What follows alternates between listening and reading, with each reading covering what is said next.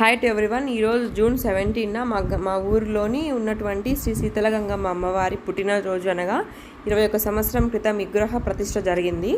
అందువలన జూన్ 17 తెల్లవారుజామున 5 గంటల నుండి 108 బిందెలతో జలాభిషేకం చేస్తారు. దానికోసం మా గ్రామంలోని అందరూ ఒక బిందె తీసుకొని వచ్చి క్యూలో ఉండి ఒకరి తర్వాత ఒకరు అమ్మవారికి వేస్తారు.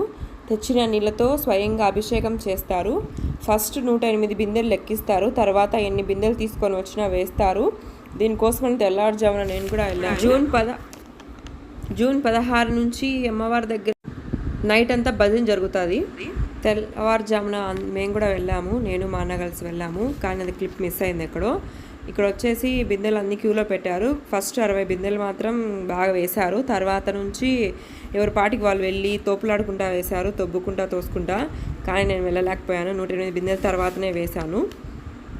చాలామంది అయితే వచ్చారు, చిన్నపిల్లల నుంచి పెద్దవాళ్ళ దగ్గర. నేనైతే 3 గంటలకే వెళ్ళాను, కానీ పాసిబుల్ కాలేదు. లాస్ట్ వరకు కూడా తోపులాట జరుగుతూ ఉండింది ఇక్కడైతే. ఇంకా లాస్ట్లో అయితే నేనేమో నా బిందె తీసుకుని పోయి అమ్మవారికి స్వయంగా అభిషేకం చేసేసి తిరిగి వచ్చేసాము.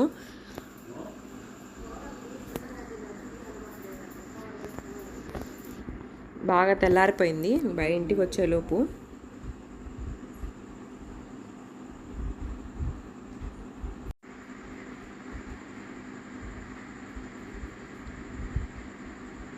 పెద్దవాళ్ళు అయితే బాగా ఇబ్బంది పడ్డారు ఆ తోపులాటలో.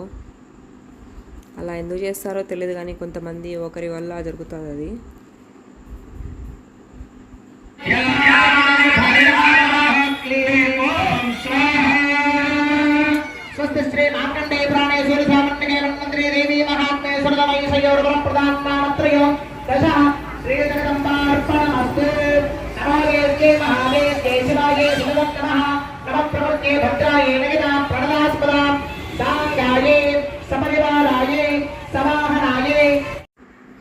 ఈ హోమం వచ్చేసి 12 నుంచి స్టార్ట్ అయింది, 1 వరకు జరిగింది.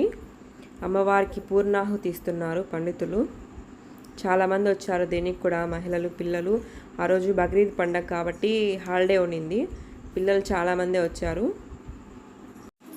హోమం అయితే చాలా బాగా జరిగింది. ముందు రోజు నైట్ వర్షం పడింది, కానీ మళ్ళీ ఆ రోజు ఏం వర్షం లేదు.